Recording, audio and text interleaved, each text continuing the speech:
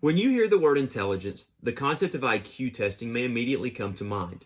Intelligence is often defined as our intellectual potential, something we are born with, something that can be measured, and a capacity that is difficult to change. In recent years, however, other views have emerged. One such conception is the theory of multiple intelligences proposed by Harvard cognitive psychologist Howard Gardner. In his book entitled Frames of Mind, Gardner describes a wide range of evidence supporting his contention that human intelligence is most accurately described as multiple rather than singular. Gardner believes IQ tests don't adequately measure a person's potential, and his main assumption is that intelligence is not seen as a single, static, monolithic construct, but as a multiple and evolving one, and very much depending on the social and cultural environment. As I have outlined in my handout, I have listed 8 intelligences with the descriptions. They are visual, spatial, good at visualizing things. Logistic, verbal, good at writing stories, reading. Logical, mathematical, good at reasoning and analyzing problems. Bodily, kinesthetic, good at body movement and physical control. Musical, good at musical composition and performance. Interpersonal, good at interacting with other people. Intrapersonal, good at being aware of their own emotional state. And naturalistic, highly aware of subtle changes in their environment. So to simplify this, let me give you an illustration.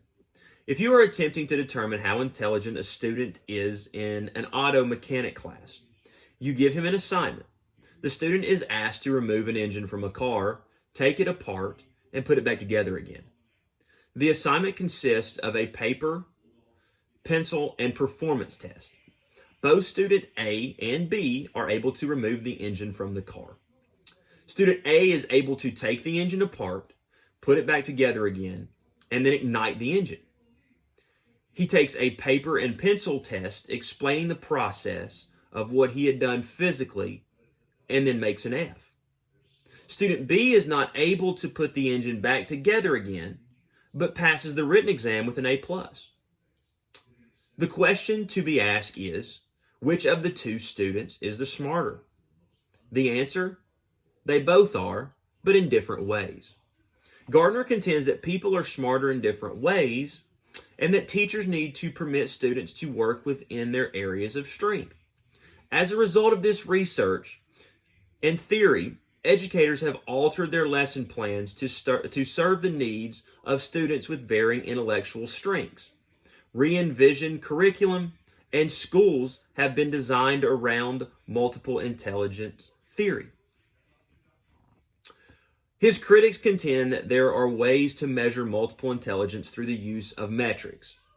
Many inventors have been credited in attempts to prove just that argument. Yet, in our current educational system, high-stakes testing, the SAT, ACT, MAT, GRE, appear to rule the day. This refers back to the analogy of the two students and the car engines. The student who was able to successfully complete the performance task would have failed the high-stakes written test. Can we conclude that one student was more intellectually gifted than the other? Gardner argues against creating the illusion that the high-stakes tests defines what students know and are able to do. I happen to have a personal connection to Howard Gardner in that my father, who is an educator, he's a principal, spent a week at Harvard working under Howard Gardner in 2000 with what was called Project Zero. It was an educational think tank, and it was really neat to be able to kind of get with him and gain some understanding on Howard Gardner and kind of some of the things that they did there those 2 weeks at Harvard. I appreciate you listening to me. Thank you.